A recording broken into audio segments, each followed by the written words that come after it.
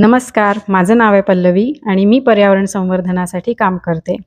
बिर्थी फॉल्सहून निघाल्यानंतर आम्हाला पुढे लागली अलिबाबाची सोन्याची गुहा, ज्याच्यात सोन्याचे मोठमोठाले दगड पार रस्त्यापर्यंत आलेले आढळले.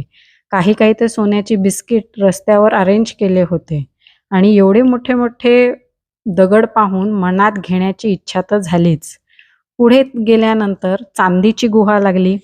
मग विचार आला की हे चांदीचे दगड असेच रस्त्यापर्यंत आलेत तर काही घेऊन जाऊ.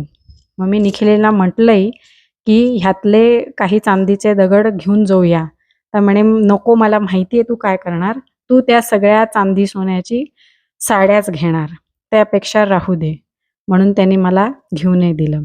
पुढे आम्ही तिथल्या इको पार्कमध्ये गेलो आणि सगळ्या छोट्या मुलांमधला अतिशय लहान बालक तुम्ही सध्या स्क्रीनवर बघत आहात की त्यांनी त्यांच्या बरोबरीने खेळलेला आहे तो तिथे. आणि तिथले झोका वगैरे असा होता. पुढे आम्हाला मियावाकी फॉरेस्ट लागलं, जे इथलं जगातील सगळ्यात उंच असं मियावाकी फॉरेस्ट आपल्या भारतात उत्तराखंडमध्ये आहे.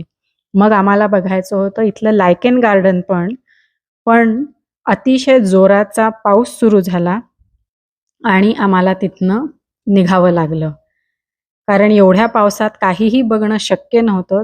दूरपर्यंत काही दिसत नव्हतं आणि तिथलं नागमोडी वळण असल्यामुळे उगी रिस्क कशाला, म्हणून आम्ही शेवटी पोचलो आमच्या विश्रामगृहात. भेटूया पुढच्या व्लॉगमध्ये.